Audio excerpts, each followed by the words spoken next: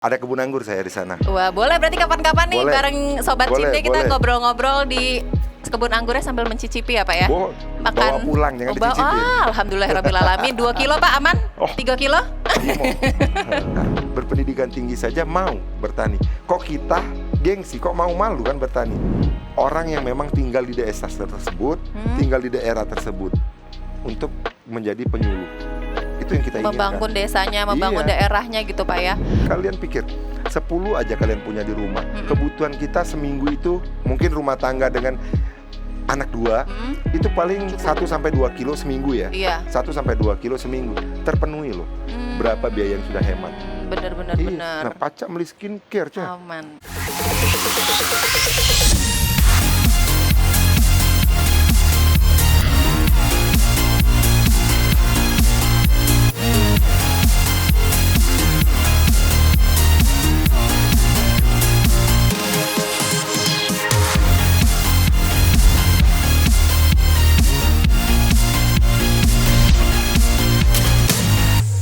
Assalamualaikum warahmatullahi wabarakatuh. Waalaikumsalam warahmatullahi wabarakatuh. Wow, rame alhamdulillahirrabbilalamin. Halo semua pemirsa yang ada di rumah nih, teman-teman generasi milenial, terus juga seluruh masyarakat Sumatera Selatan dimanapun Anda berada. Senang banget ketemu lagi di episode kedua kali ini masih di Cinde Podcast, cerita inspiratif Dewan. Semuanya happy di sini karena kita udah masuk ke episode kedua. Kali ini kita bakalan ngobrol-ngobrol tentunya dengan narasumber yang luar biasa. Karena kita juga pasti tahu nih, di Cinde Podcast kali ini memang diharapkan sebagai wadah untuk berinteraksi dan juga penyebaran informasi untuk masyarakat dan juga tentang DPRD Provinsi Sumatera Selatan. Nah, di episode 2 kali ini kita akan ngobrol-ngobrol santai, tapi juga ini serius-serius tapi santai ya dengan narasumber saya hari ini. Tapi sebelum kita present narasumber kita hari ini, saya mau sombong dulu nih. Lagi ada di lantai 10-nya Hotel The Alps Palembang. Asik banget bisa kelihatan di belakang ini view-nya kota Palembang luar biasa. Di sebelah sana tuh kelihatan juga Jembatan Ampera. Nanti bakal saya tunjukin ya gimana sih indahnya pemandangan di kota Palembang ini. So, langsung aja nih. Kayaknya pada nggak sabar juga ya narasumber kita ini hari ini siapa sih? Kita bakal ngobrol-ngobrol gimana untuk menjadi petani millennials. Emangnya bisa? Petani millennials itu apa? Pasti pada penasaran ya di rumah. Langsung aja kita undang. Ini adalah Ketua Komisi 2 Bidang Perekonomian DPRD Provinsi Sumatera Selatan, Bapak Asgianto Alwi.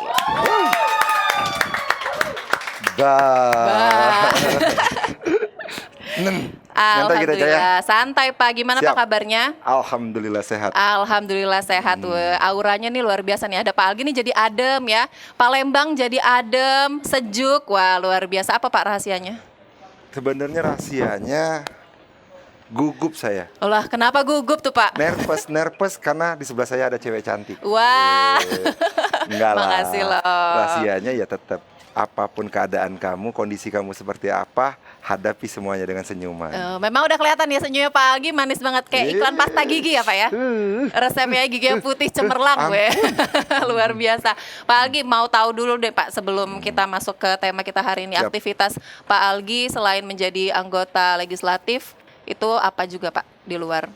Saya kalau tidak lagi di kantor, pulang kampung. Di Kemana, kampung saya petani.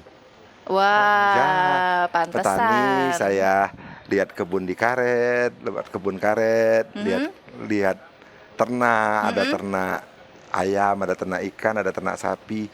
Ya, itulah hiburan Di mana, lah. Pak? Di mana, Di Pak, kampung kampungnya? halaman saya di Pendopo. Pendopo itu di Kabupaten Pali. Wah, asik jadi apa ya? Ada kebun anggur saya di sana. Wah, boleh berarti kapan-kapan nih Boleh. bareng Sobat Boleh, Cinde kita boleh. ngobrol-ngobrol di kebun anggurnya sambil mencicipi ya Pak ya? Bawa pulang, jangan dicicipin. Alhamdulillahirrahmanirrahim. 2 kilo Pak, aman? 3 kilo? Luar biasa. Pak Algi, hari ini kita bakal ngobrol-ngobrol tentang petani milenial. Tadi kan Pak Asgi juga sudah mention juga bahwa memang di petani milenials ini nih sangat juga sedang digandrungi seperti itu ya Pak ya. Apalagi di musim pandemi kemarin sampai saat ini juga masih bercocok tanam itu salah satu hobi dadakan gitu kan. Iya. Harapannya juga petani milenials ini juga jadi jadi salah satu hobi. Nah, kalau kita ngobrol soal perekonomian dulu nih Pak ya. Siap. Perekonomian di Provinsi Sumatera Selatan saat di tengah pandemi kayak gini gimana Pak keadaannya?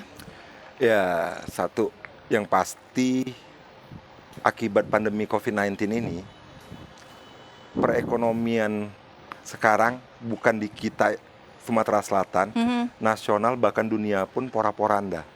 Nah, kita tidak berbicara itu, tapi bagaimana kita bisa bangkit, bisa pulih dari pandemi ini.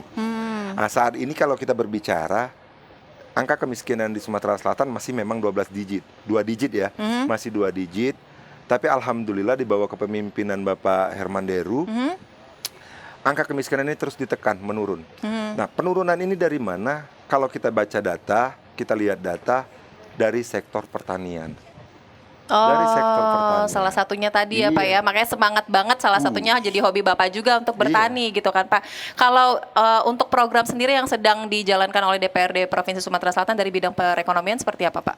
Banyak. Satu, kita karena di bidang komisi yang saya bidangi, itu ada 10 mitra, kehutanan, perkebunan, pertanian, peternakan, UMKM koperasi, perindustrian, perdagangan, PTSP, apalagi ya, 10 biro ekonomi.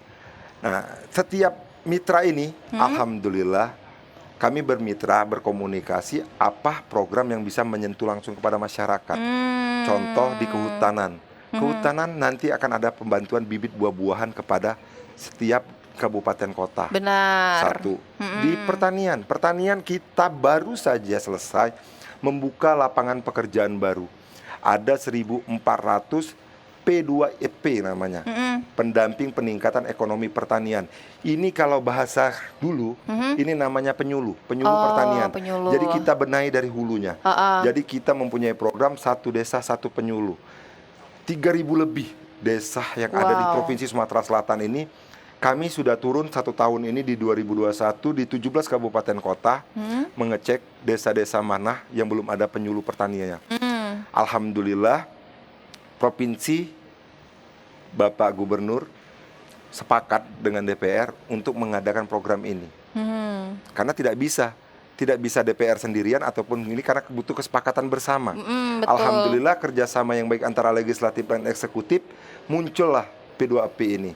1.400 penyuluh, alhamdulillah kemarin sudah kita resmikan di Pusri. Pembukaan pelatihannya, pengumuman rekrutmennya sudah selesai semua. Insya Allah 1 Desember ini semua disebar di desa-desa yang belum ada penyuluhnya. Tujuannya untuk apa? Satu, ini akan mengajarkan petani kita. Yang selama ini petani kita banyak mandiri, tidak ada tempat bertanya. Betul. Nah, ini fungsinya penyuluh. Kedua, sekarang ada program pemerintahan. Itu sebenarnya bukan di komisi saya, komisi 3, tentang kredit usaha rakyat. Orang petani, kadang kan bingung, mau pinjam uang ini gimana sih Pak caranya? Benar. Sosialisasi yang tidak sampai bukan berarti kita mengkerdilkan apa ya? Mereka ini kan butuh dicerdaskan, Edukasi ya. Dicerdaskan ini kan butuh edukasi dari orang-orang yang mengerti. Ya, betul. Begitu. Makanya lahirnya ini untuk membantu para petani tersebut. Jadi banyak sekarang orang yang udah akibat pandemi ya. Akibat pandemi ini bukan resign. Kalau resign kan mengundurkan diri. Benar. Ya karena pemangkasan ya. Iya. Pemangkasan, dirumahkan. Banyak mereka melakukan bertani, bercocok tanam. Contoh kecil, kemarin ketemu salah satu mantan karyawan BUMN yang lagi dirumahkan. Sekarang dia bikin ternak ayam, petelur. Wow. Ayam petelur. Jadi dia bikin kandang yang jumlahnya nggak seberapa, tapi cukup untuk 1 RT. Jadi hasil telur ini yang dijual terus untuk kebutuhan. Nah, pikirin karyawan BUMN, berarti kan orang ini berpendidikan tinggi loh. Betul. Orang yang berpendidikan tinggi lebih ya karena ya sudah strata 2 ya kali ya minimal ya. Nah, berpendidikan tinggi saja mau bertani. Kok kita gengsi, kok mau malu kan bertani. Benar. Jadi itu, Gak ini ada jadi- alasannya untuk jadi ya, untuk malu ya Pak ya. Nggak yang Apalagi penting. saya memang nih kalau pulang ke rumah udah hijau semua Pak. Antara ini lagi di kebun, apalagi di hutan gitu ya. Karena Mama juga di rumah hobi berkebun, apa namanya, tanam-tanaman. Meskipun lahannya nggak banyak, Siap. di pot jadilah gitu kan Pak ya. Enggak, kalau memang contoh kecil, kami kemarin sudah sosialisasi kalau kita untuk kebutuhan rumah tangga nih, kalau kamu cabai tanam sendiri, cung tanam sendiri, itu kebutuhan kamu dalam mingguan itu terpenuhi. Benar Pak. Iya, Asal jangan diambil tetangga Pak ya. Iya, itu ngemat Nggak nih, Anca. cukup. Kalau ibu-ibu ngomong ngemat nih biaya dapur, pacak beli skincare. Bener, wah resep nih berarti buat Sobat Cinta di rumah. Kalau mau punya skincare, Iya. tanam cabe, Tanam cung. cung, iya. Buat telur, ayam petelur tadi, kalian pikir 10 aja kalian punya di rumah. Kebutuhan kita seminggu itu mungkin rumah tangga dengan anak 2 itu paling Cukup 1 sampai 2 kilo seminggu ya. Iya. 1 sampai 2 kilo seminggu terpenuhi loh. Berapa biaya yang sudah hemat. Bener. Iya. Nah, pacak beli skincare, Ca. Aman. Iya. Sobat skincare juga pasti di rumah ini yang nonton.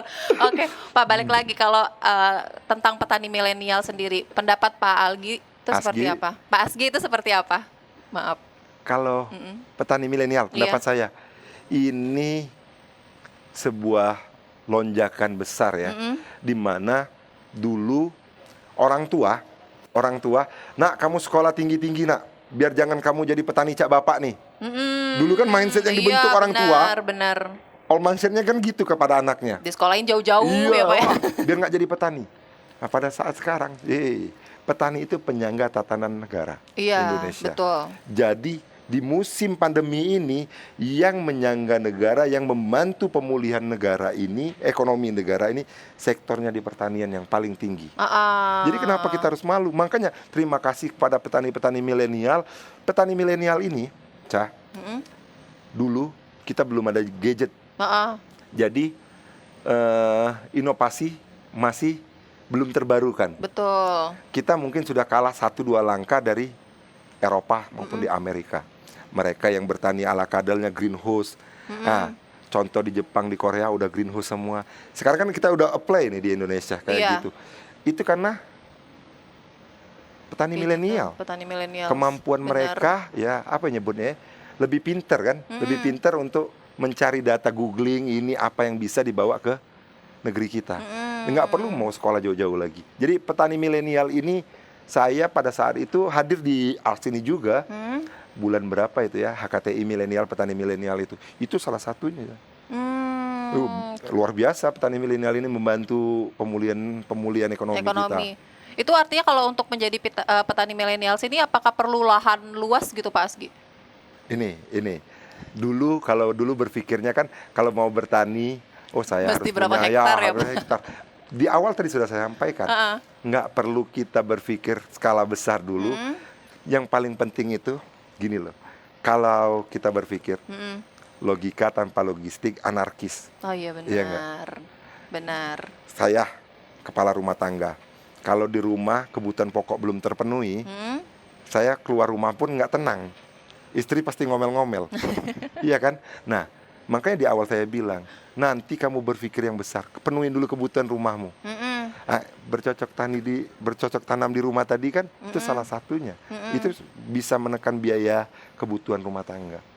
Itu, Cah. Jadi tujuan utamanya dulu tuh dengan program ini tuh nggak usah muluk-muluk gitu ya Iya, Pak nggak ya, usah muluk-muluk. untuk dipasarkan keluar, yang penting Iya. untuk rumah dulu aja Iya, gitu itu kan. dulu.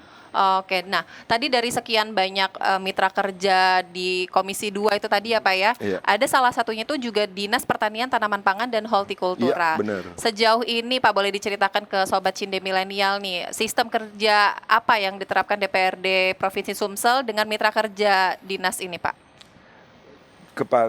Dengan Dinas Pertanian, Dinas Pertanian, ya. Tanaman Pangan dan Hortikultura. Pangan dan Hortikultura, Kepala Dinasnya Pak Bambang.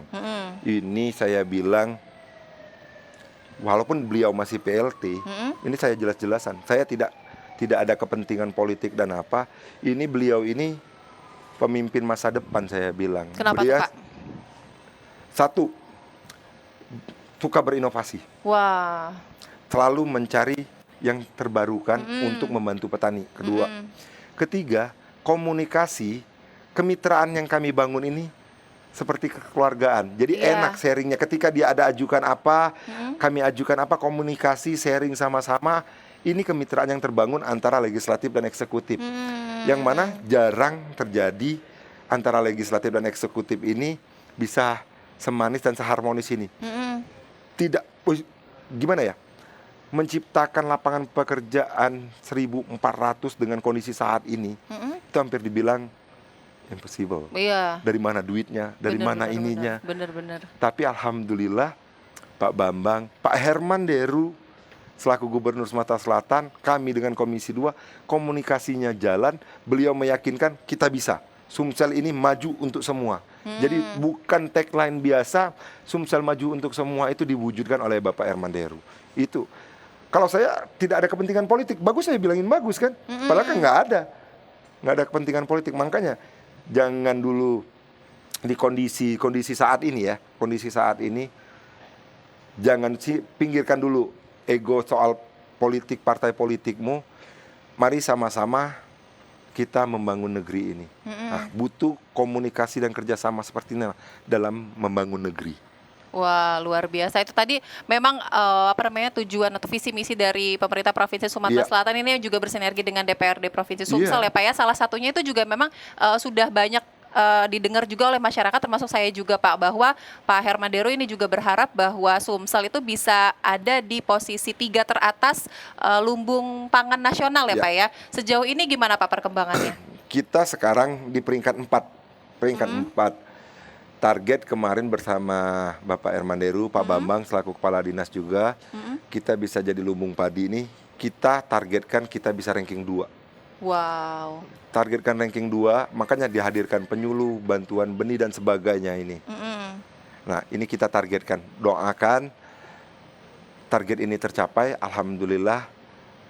Target ini tercapai, butuh dukungan dari semua pihak. Dukungan pemikiran, tenaga, serta anggaran. Nah, alhamdulillah porsi anggaran di tahun 2022 nanti, karena kita baru selesai pembahasan, ada peningkatan anggaran di Dinas Pertanian. Ini yang akan kita awasi. Kita awasi anggaran ini tepat guna atau tidak, sampai atau tidak kepada masyarakat. Itu tugas kita sebagai DPR. Itu, Ca. Benar. Tapi kalau untuk masyarakatnya sendiri Pak, apakah menyambut baik dengan visi misi ini? Alhamdulillah. Kenapa saya bilang alhamdulillah? Ini yang ditunggu masyarakat. Ini yang ditunggu masyarakat. Apa loh gebrakan kalian? Benar. Jangan kalian ketika mau pemilu aja baik sama kami. Ketika sudah jadi lupa. Benar. Cuma hilang. Sudah tercucuk dia ngilang. Bener aja. Nah, jadi ini. Jadi kalau ditanyain kepada masyarakat, ya pasti masyarakat sangat antusias. Iya. Antusias. Alhamdulillah ternyata ternyata apa yang menjadi wakil-wakil mereka, baik di eksekutif dan legislatif, ada buah nyata loh kepada Apa kami. yang dijanjikan juga Iya, gitu ada pada buah saat nyata kampanye loh. ada nyatanya gitu Ini ya, Pak. ada bantuan bibit, ada bantuan ini. Ini yang diharapkan. Contoh kecil, Cah. Siapa sih nggak mau ada hadir pemerintahan di tengah kondisi seperti ini? Ada bantuan ini, bantuan ini. Bukan kita memanjakan masyarakat, karena kalau kita tidak ikut berperan serta, kapan mau pulihnya ekonomi kita? Jadi memang alhamdulillah nih doanya masyarakat tuh terkabulkan gitu ya Pak ya. Alhamdulillah, Karena memang alhamdulillah. Sumsel itu lahan ininya masih banyak ya Pak ya. Alhamdulillah lahan kita luas. Lahannya luas. Sumsel ini kan luar biasa. Sumber daya alamnya melimpah sumber ya Pak. daya alam melimpah. Iya, tinggal peran serta tadi. Satu, dari SDM harus kita perbaiki. Kedua, dari sektor anggaran. Makanya kalau anggarannya berpihak, Iya. otomatis pulih dong. Pulih benar. Iya. Wah, itu jadi makin ini juga Pak, makin semangat nih masyarakat pastinya, karena memang maksud saya DPRD Provinsi Sumatera Selatan itu mendukung gitu ya Pak ya, apalagi juga bersinergi dengan pemerintah Provinsi Sumatera Selatan. Nah Pak, seperti yang kita tahu ini pemerintah provinsi itu sedang gencar dan meningkatkan produksi pertanian gitu kan. Bagaimana kesiapannya Pak berkolaborasi dengan Dinas Pertanian, Tanaman Pangan dan Hortikultura dengan adanya untuk mewujudkan hal tersebut? tadi sudah saya sampaikan. Ah, ah. Untuk Tapi mungkin lebih apa namanya? mewujudkan hal tersebut, Ah, ah. satu, kerjasama yang baik. Mm-mm. Dua, ini yang paling penting. Kedua ini, dukungan anggaran. Mm-mm. Dukungan anggaran ini. Nah, fungsi DPR kan salah satunya anggaran. Iya. Baru pada tahun 2022 ini anggaran di Dinas Pertanian itu 113 miliar. Selama ini belum pernah nyampe 100 miliar. Baru tahun ini. Nah, luar biasa itu, Jadi Pak. kita dorong pemerintah nanti dalam melakukan kebijakan umum anggaran nanti, kita dorong pemerintah untuk benar-benar tepat sasaran dalam menggunakan anggaran ini. Mm-mm. Itu peran serta kita. Kalau bicara soal dukungan pasti kan juga ada sarana dan prasarana ya Pak ya yang Iya. diberikan. Itu seperti apa? Banyak. Mm-mm. Satu, kalau berbicara prasarana dan sarana, kita ada memberikan bantuan Alsintan, Apa itu Pak? alat pertanian kayak traktor, Oh, pompa. iya.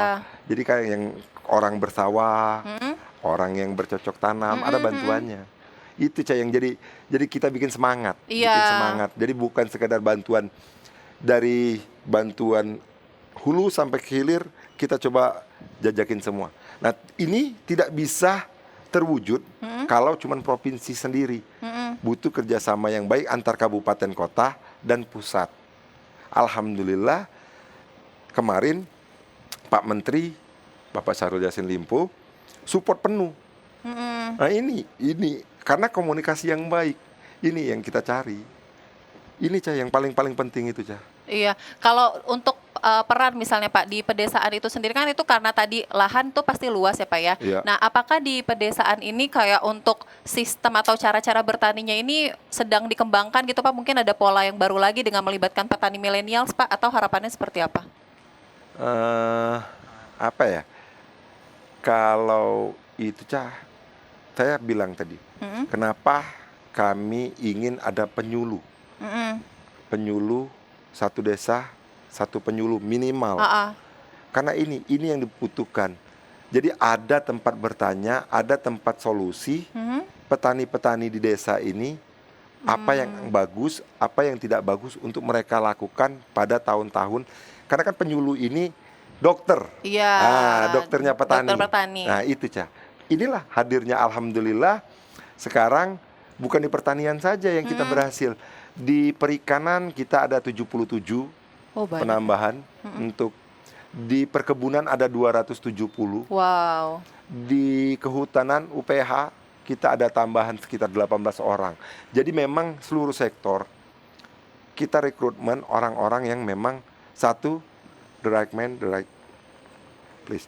Jadi dia job desk-nya emang sarjana pertanian, sarjana perikanan. Itu catatannya. Karena kenapa? Kalau kita menempatkan orang yang benar, insya Allah orang tersebut juga kita harapkan nih berdedikasi tinggi untuk membantu para petani kita dan nelayan. Ini program ini. Jadi semua ini udah mengunci program ini. Karena jujur kalau mau ngandalin kita, apakah saya bisa hadir terus? Iya benar. Kalau penyuluh kita ciptakan, mereka hadir di desa, misalnya di daerah saya, di desa Sungai Ibul. Di desa Sungai Ibul selama ini mungkin nggak ada penyuluhnya. Iya. Petani karet di sana lagi musim jamur putih, jamur merah, rayap. Gimana Pak solusinya? Saat musim hujan, getah karet kami ini dikit. Cak mano solusinya? Nah, itulah fungsi mereka. Iya. Oh Pak, kita kasih ini. Nah, itu membantu, sungguh sangat-sangat membantu para petani kita. Kalau untuk penyuluhnya sendiri itu Pak, apakah itu semuanya ada yang milenial juga nggak Pak? Oh iya, kenapa?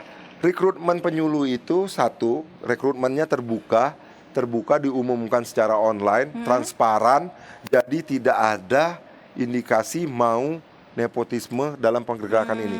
Satu syaratnya pun, kalau dari SMK itu harus dari kejuruan yang membidanginya. Kalau dari kuliah S1 itu harus dari kejurusan yang dibidanginya. Pertanian gitu ya Pak pertanian. misalnya. Jadi memang kita siapkan orang-orang yang memang Kompeten ya Pak? berkompeten di bidang tersebut. Oh gitu. Jadi itu tidak menutup kemungkinan juga putra-putri daerahnya Iya. itu bisa mengembangkan wilayahnya sendiri ya Pak ya? Itu yang paling jadi prioritas. Misalnya Caca Iya. di kampung A daftar. Kampung A ini memang belum ada. Udah hampir dibilang 100% Caca goal ini. Oh. Iya, kita cari karena kenapa? Alhamdulillah kita pinginnya orang yang memang tinggal di desa tersebut, tinggal di daerah tersebut untuk menjadi penyuluh. Itu yang kita inginkan. Membangun desanya, membangun Iya. daerahnya gitu Pak ya. Nah, kalau misalnya ngomongin hasil tani tadi Pak, hasil tani Sumsel ini mayoritas itu dipasarkannya kemana Pak? Banyak ya. Kalau kayak dari Pagar Alam. Pagar Alam ini Lahat, Muara Enim, Pali, Prabu Muli masuk. Dan alhamdulillah, ini yang menarik. Orang suka berbicara, kok Pak Gub selalu bangun infrastruktur. Iya. Padahal infrastruktur ini juga sangat penting. Benar, untuk akses ya, Pak ya? Iya, memulihkan ekonomi. Contoh sekarang alhamdulillah, terima kasih, Pali akan terhubung secara langsung ke Linggau dengan jalan yang mulus. Weh. Program dari Pemprov loh. asik. Program dari Bapak Hermanderu. Terhubungnya itu, Pali akan menjadi segitiga emas. Ke Sekayu dia Para, deket. Ke Linggau dia cuma 15 menit, 20 menit. Jadi barang yang selama ini dari Pagar Alam, Iya. jualan di Pali, bisa kita kirim lagi ke Linggau. Bisa kita kirim ke Sekayu. Ini memudahkan perekonomian kita. Itu jadi ini terima kasih bener apa. Jadi program-program ini, program ini kan juga tidak bisa terputus karena kan Iya. tidak mungkin dalam 1-2 tahun selesai. Benar. Itu Cah. Kalau untuk hasilnya tuh sebenarnya paling banyak itu apa sih Pak? Mungkin boleh diceritain nih Sobat Nah, Cindi. kalau kita penghasil karet ya, Nah, karet kita terbesar, sawit, nah, sayur mayur lumayan. Kalau untuk lah. pangannya Pak, beras Wah, limpah ya kita Pak, kan, alhamdulillah. Alhamdulillah Banyuasin dan Oku Timur itu penghasil beras tertinggi kan. Luar biasa. Sebenarnya kalau kita mau berbicara, kadang ini yang bikin sakitnya, Kenapa Pak? ya. Beras punya kita, padi ya, padi punya kita, Iya. padi punya kita nih. Oku Timur itu padinya paling bagus, padi Belitang. Tapi karena rice millingnya bukan di Oku Timur, di Lampung, Waduh. dicap punya orang Lampung, padahal padinya padi Belitang. Oh, itu. sayang ya Pak ya. Ya itu yang disayangkan. Benar. Nah, makanya kita juga dukung agar investor mau masuk ke Sumsel, jadi kan ke branding juga semuanya di Sumsel. Makanya ada satu lagi program kita, Pak Gubernur juga ngotot, minta ke Presiden selesaikan Pelabuhan Tanjung Carat. Ah iya benar. Kalau Pelabuhan Tanjung Carat itu jadi ekonomi kita pasti lebih besar, tidak lagi ke Bakauni. Selama ini ya, benar. tuh, jadi kan terbagi juga. Ah itu Cah. Makanya ini kan harus sinkronasi semua loh dari 1 sampai 5. Iya. Boleh minum dulu deh Pak kalau gitu Pak, nih ada yang seger-seger. Wih, minum dulu. Seger-seger. Emang hobi minum jus Pak? Ini kalau saya Menerapkan minum pola jus, hidup sehat. ini Kalau di- sebenarnya satu pola hidup sehat, kedua membantu UMKM kita juga. Oh. Iya, membantu UMKM kita loh. Ini Buah buah naga ini. Saya kenapa mau minum buah naga, Cah? Kamu nggak nanya ya? Kenapa Pak? Ini produksi buah naga di kita ini yang paling baik loh sekarang. Wah. Yang paling manis loh. Ini Nah, kayaknya nggak pakai gula aja udah manis loh Pak. Makanya saya bilang tadi, minta sama resepsionis di sini tadi, nggak usah pakai es, nggak usah pakai gula, saya mau murni. Ini, nanam buah naga, berbicara nanam buah naga itu paling mudah. Gimana Pak? Lah, lahan 5 kali 10 meter aja, lo udah banyak banget hasilnya. Kebutuhan lo terpenuhi, lo bisa jualan juga. Wah, enak Ini juga ya paling Pak ya. mudah ya. Oh, Sambil minum pantesan tapi, Bapak, Cah, ya? iya, pantesan Bapak suka banget karena emang produksi dari daerah sendiri. Kalau paling banyak sebenarnya penghasil buah naga di Sumsel di mana Pak? Gimana ya? Prabu Muli, Oh, Selain Nahna, juaranya sekarang ya. mereka sedang ini. OI ada juga, banyak, tapi merata. Nah, ini kan bukan skala besar. Iya. Sama yang saya bilang tadi, saya juga sekarang lagi coba berkebun anggur. Oh iya, tadi Bapak bilang. Iya, saya nantilah kalau kalian ke kampung halaman saya mau lihat, tinggal doain bisa saya mengaplikasikannya, kebun anggur ini bisa sukses. Jadi kalau kebun anggur itu sukses, Ya keren. Iya, Ya bukan lagi keren lagi Pak Iya. itu. Nanti kalau ke pendopo kan tadi Ya Pak ya, pendopo, mampir. mampirnya ke kebun Ya, siap, kebun siap. anggurnya Pak Asgi. Boleh. Luar biasa. Ini udah seger nih Pak yang minum. Tadi kata Bapak sedihnya tadi balik lagi Pak dengan hasil pertanian contohnya tadi beras gitu ya Pak ya dipasarkannya brandingnya itu bukan membawa nama Sumsel Iya, gitu kan itu karena yang ada bikin sakit. prosesnya yang dilakukan di luar daerah gitu ya Pak, sakit tak berdarah ya Pak kalau Ya, istilah anak karena sekarang. kenapa saya bilang itu juga peran penting kita sama-sama untuk mengundang investor masuk. Investor mau masuk ke Sumsel kalau sosial di Sumsel bagus. Iya. Iya kan? Benar. Sosial bagus, daerah kondusif. Nah, rugi loh. Kita jual, makanya harga ini beda. Kalau kita punya sendiri, pasti harganya lebih bagus Benar. dibanding kita. Ini karena orang mau olah lagi. Benar. Aku jelasnya gimana ya cara mudahnya? Karena kan toke.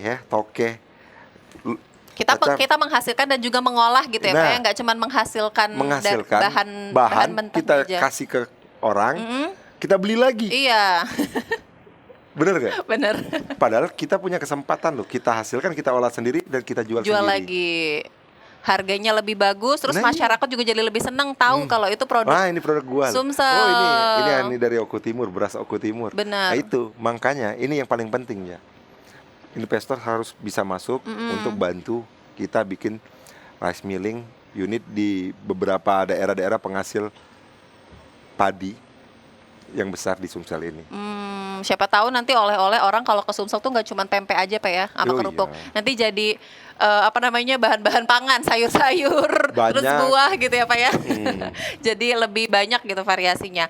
Balik lagi nih Pak, kalau kita bahas soal pertanian itu kan pasti nggak jauh-jauh juga dengan petani seperti itu. Nah, kalau yang selama ini mungkin jadi stereotipnya orang-orang bahwa petani itu adalah orang-orang yang mungkin usianya dewasa seperti Ya. itu ya Pak ya, sudah lanjut usia, pokoknya orang tuanya tuh kadang nggak mendukung untuk anak-anaknya menjadi petani gitu. Gimana Pak? Mungkin Bapak bisa kasih tips gitu ke orang-orang tua gitu supaya anaknya tuh didukung untuk menjadi petani millennials. Tipsnya untuk kita ya, saya berbicara kita berarti saya bagian juga karena saya selaku orang tua. Kita berikanlah kesempatan anak kita. Petani ini bukan pekerjaan rendahan, bukan pekerjaan kotor. Ini pekerjaan mulia. Kita mati-matian kerja cari duit buat makan. Benar. Nah, makan itu makan beras, makan nasi. Masih kita Iya. harus beli juga Kalau ya Pak. ketersediaan beras tidak ada, Mau nggak makan bisa apa? makan nasi. Untuk adanya ini berarti harus adanya petani dong. Benar. Kok kita nggak mau dukung? Ah, itu aja. Itu logika yang mau kita pakai. Jadi ya, jangan anti lah. Kenapa anti? Saya bilang kepada orang tua ya, kita dukung anak kita kalau mereka mau jadi petani. Contoh di Prancis itu ada petani anggur umur 18 tahun. Omset per bulan dia hampir 20 miliar rupiah. Wow. 18 tahun petani anggur. 20 miliar rupiah kalau kita rupiahkan. Duit ya Pak. Iya bos.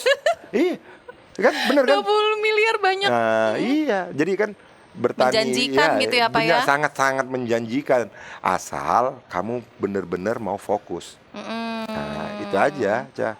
Kalau untuk mungkin langkah konkretnya Pak sekali lagi, gimana caranya atau mungkin harapannya atau program ke depan gitu ya Pak yang akan dilakukan bersama Dinas Pertanian Tanaman Hortikultura dan untuk membentuk petani milenial di Sumsel sendiri supaya mungkin lebih menjamur lagi, lebih banyak lagi peminatnya gitu Pak.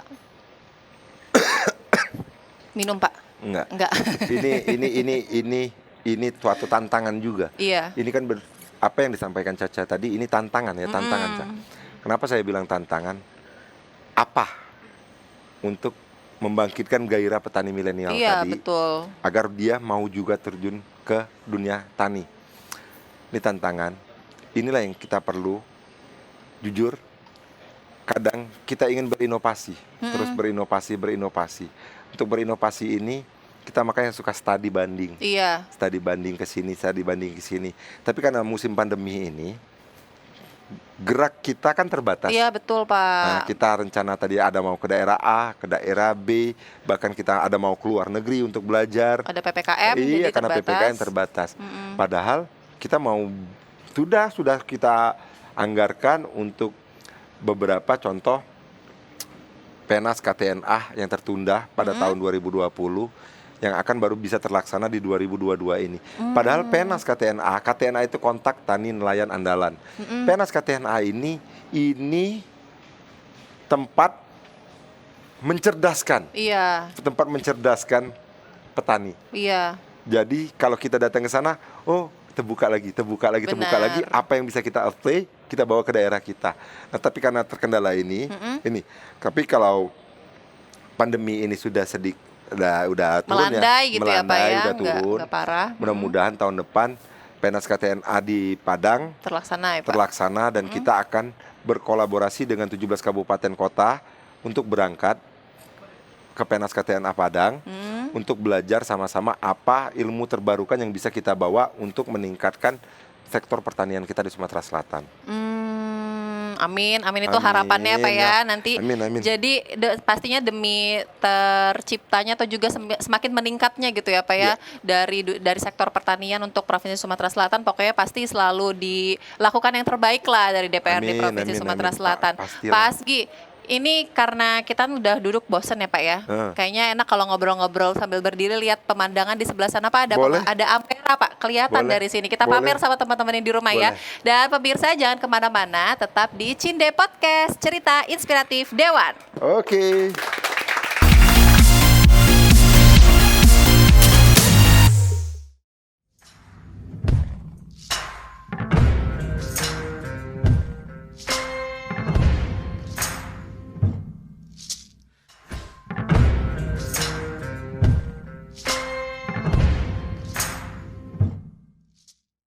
Hotel Arts ini bisa memberikan pemandangan yang luar biasa. Jadi emang nuansanya jadi makin enak juga nih Pak ngobrol-ngobrol. Balik lagi Pak ya ke obrolan kita tadi. Pak, kalau misalnya petani kan ini sudah cukup banyak ya Pak ya seperti itu di Sumatera Selatan. Kalau dari DPRD Provinsi Sumatera Selatan sendiri ada perda gitu nggak Pak, peraturan yang mungkin melindungi para petani seperti itu? Alhamdulillah 2017 kita ada perda nomor 5 ya. Perlindungan terhadap petani nelayan di Sumatera Selatan. Ada perda nomor 5 tahun 2017. Salah satu yang mungkin ada pasalnya seperti itu Pak yang melindungi. Nanti Kita ngobrol lagi ya, Pak ya. Saya kasih deskripsinya aja linknya ya. Nah, karena kan kenapa? Salah satu Nanti hak petani panjang gitu. gitu kan, panjang. Nanti aku salah, itu hukum. Benar. Alhamdulillah ada perda untuk perlindungan terhadap petani dan nelayan kita. Sudah ada. Jadi seperti mungkin hak-haknya Iya, gitu ya Pak ya. benar. Wah, luar biasa. Ini kalau dari Pak Asgi sendiri nih, menurut Bapak petani millennials di Sumsel ini jumlahnya masih sedikit banget Pak? Atau sudah cukup banyak sekarang? Kalau trennya, Iya, kita trennya. berbicara tren. Kalau jumlah pastinya saya tidak tahu. Tapi kalau berbicara trennya, petani milenial di Sumsel, alhamdulillah dari data yang terakhir setiap tahun meningkat. Berarti ketertarikan anak muda umur 35 tahun ke bawah terhadap sektor pertanian ini sudah sangat antusias. Iya, betul. Berarti memang itu artinya nggak memandang umur lagi ya Pak ya sekarang. Terus juga nggak perlu banyak alasan untuk bisa jadi petani milenials. Iya. Mungkin ini terakhir nih Pak, pesan-pesan motivasi juga untuk teman-teman generasi milenials gitu yang ingin menjadi petani milenials itu seperti apa Pak? Silahkan motivasinya Pak. Jalan menuju sukses itu tidak harus dengan apa yang orang lain katakan. Jalan menuju sukses. Lakukan yang kamu sukai, jalani yang kamu cintai. Kesuksesan itu cuma sebuah buah capaian kita.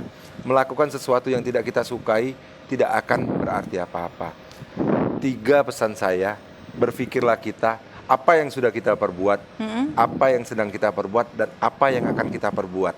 Kalau kalian mempunyai 3 tujuan ini, 3 pemahaman ini, kesuksesan ada di tangan kalian. Wah, luar biasa. Dan juga mungkin saya bisa tambahin juga nih, jangan sampai cita-citanya itu cuma untuk diri sendiri ya Pak ya, tapi Iya. juga bisa membahagiakan dan juga menyenangkan orang banyak. Amin, Insya Allah amin. cita-citanya itu kesuksesannya juga bisa diraih. Amin, Sekali amin. lagi makasih banyak Pak Oke. Asgianto Alwi udah Siap. ngobrol-ngobrol bareng Caca ya Pak ya. Siap, Caca. Semoga seluruh program-programnya DPRD Provinsi Sumatera Selatan berjalan dengan baik. Siap. Sehat Oke, selalu siap. Pak. Sehat selalu Dan semuanya ya. makasih juga teman-teman di rumah udah menyaksikan Cinde Podcast Cerita Inspiratif Dewan. Kita akan jumpa lagi di episode selanjutnya. Wassalamualaikum warahmatullahi wabarakatuh. Bye. Waalaikumsalam warahmatullahi wabarakatuh.